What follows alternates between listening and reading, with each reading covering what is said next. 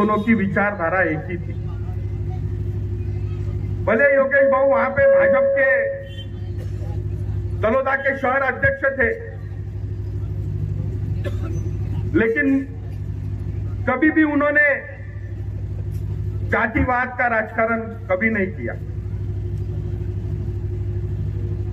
इसलिए उनकी और मेरी हमेशा बनती थी कि योगेश भाऊ भाजपा में रहते हुए भी मेरे सारे मुस्लिम बंधु भाई बहन इनके हमेशा काम में आते थे।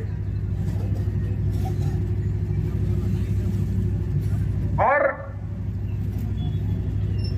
भले ही तलोदा शहर के सारे लोगों को वो झटका बैठा होगा, लेकिन मुझे, योगेश भाई को, हमारे रतन दादा को, हम लोगों को कोई झटका नहीं बैठा, क्योंकि हमारा ये तय था कि योगेश भाऊ तलोदा शहर में राष्ट्रवादी कांग्रेस पार्टी जैसे शाहू फुले आंबेडकर की विचारधारा पे चलने वाली पार्टी है, सेक्युलर विचारधारा की पार्टी, छत्रपति शिवाजी महाराज की पार्टी, हजरत टीपू सुल्तान की पार्टी, उनके विचार पे चलने वाली पार्टी, राष्ट्रवादी कांग्रेस पार्टी के चुनाव चिन्ह पे योगेश भाऊ चुनाव लड़ेंगे, ये हम लोगों के मन में कोई शंका नहीं थी और ये तय बात थी।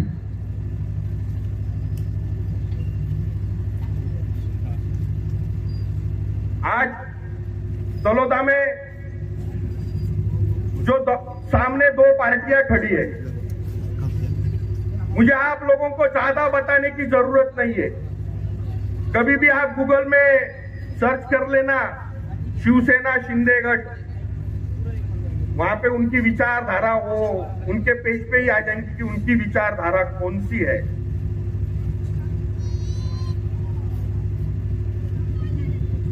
और आज मुझे यकीन है कि आज मुझे यहाँ पे सुनने वाला जो सारा यहाँ के सारे मेरे दोस्त भाई बहन है, ये उस विचारधारा से कभी मेल नहीं खाएंगे, ये मुझे विश्वास है। यहाँ पे मौजूद सारे के सारे लोग एक सेक्युलर विचारधारा के और हमारे अजीत दादा के विचारों के यहाँ पे मौजूद सारे लोग हैं।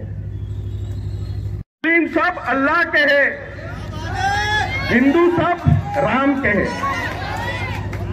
मुस्लिम सब अल्लाह के हैं, हिंदू सब राम के हैं। इनको जो लड़वाए वो सब हराम के हैं। आपको ऐसा लगता है हकदार वाला नेता है मेरा दादा?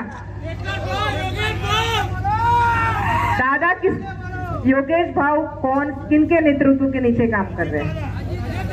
तो एक वादा मानते हो ना? 2 तारीख को क्या करोगे?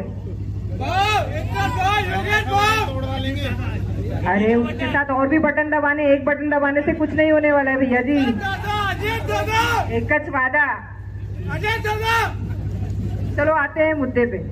मैं चाहती हूँ कि हमारे पास 18 नगर सेवक है, उम्मीदवार है, नगर अध्यक्ष है। बहुत बार ऐसा होता है कि क्रॉस वोटिंग हो जाती है, होती है ना, लेकिन हर जगह घड़ी होनी चाहिए। ये उम्मीद से हम इधर आए हैं, ये मांगने आए हैं और आपको एक जिम्मेदारी देने आए हैं। अगर मुझे बताइए 2024 में हमने ये तय नहीं किया होता कि हम घड़ी के साथ या घड़ी के चुनाव पे या घड़ी के सिंबल पे लड़ेंगे, तो आज आपने जो मांग की है कि सना मलिक इधर होनी चाहिए या इधर आके प्रचार करनी चाहिए, वो पॉसिबल होता क्या? ये विचारधारा की लड़ाई है। विचारधारा हम साथ में लेके चल रहे हैं। हमारे नेता ने बोला है शिव शाहू फुले अंबेडकर की विचारधारा के किसी भी पल, कोई भी ठिकाने या कभी भी कोई भी तरीके का कॉम्प्रोमाइज नहीं किया जाएगा। वो कौन सी विचारधारा है? हम जब बार बार बोलते कि शिव शाहू फुले अंबेडकर की विचारधारा लेके हम चलते हैं, मतलब आज हम कौन से दिन पे? आज हम संविधान दिवस पे हैं।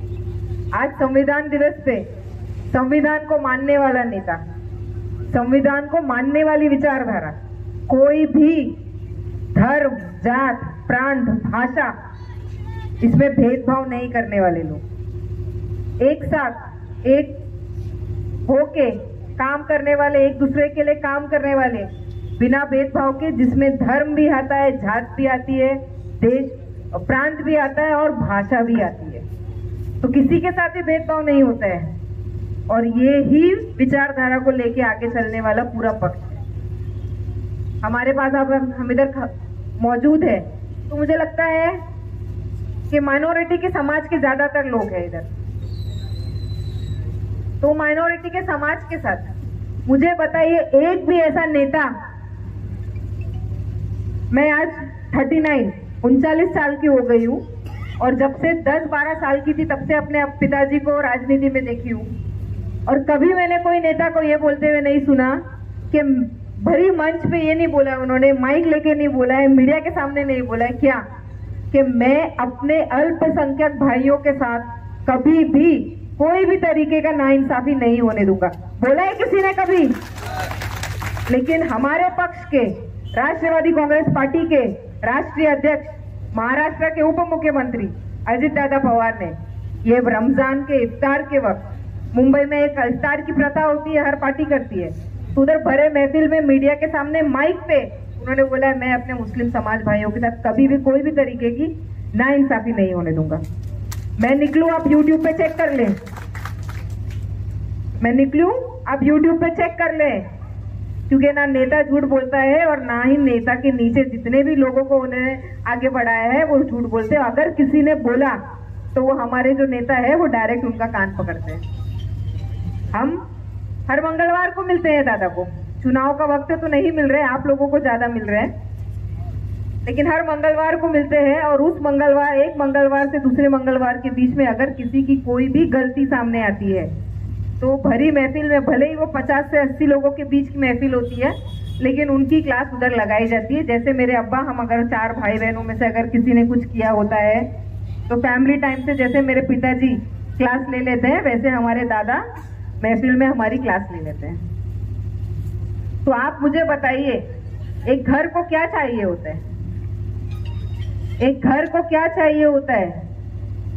जो सरपरस्त है वो अपने बच्चों को, अपने साथ वालों को अगर कोई गलती हो तो उसमें टोके, तो वो नेतृत्व वैसा है। राष्ट्रवादी कांग्रेस पार्टी उस नेतृत्व को लेके चलती है।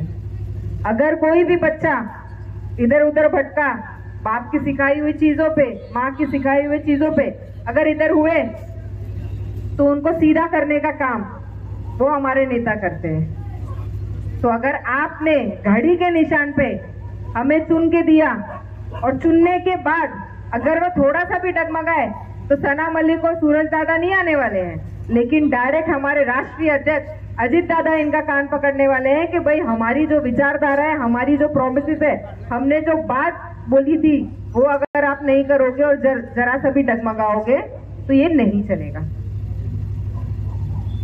नंदुरबार को बारामती बनाने की बात करते हैं, सब चाहते हैं ना। बारामती का एग्जाम्पल जैसा लिया जाता है कि मैं बीड़ गई थी तो बीड़ में भी बीड़ को बारामती करना है, इधर भी आयु तळोदा को बारामती कर। आणि मी राष्ट्रवादी काँग्रेस अजित पवार गटाकडनं भाग्यश्री योगेश चौधरी ही आणि त्याच्यासोबत 18 नगरसेवक आहेत, हे आपल्या राष्ट्रवादी घड्याच्या चिन्हावरनं जे उभे राहिले आहेत, तरी आपण सर्वांनी त्यांना चांगल्या मताने निवडून आणावं ही मी आपल्याला विनंती करतो। धन्यवाद।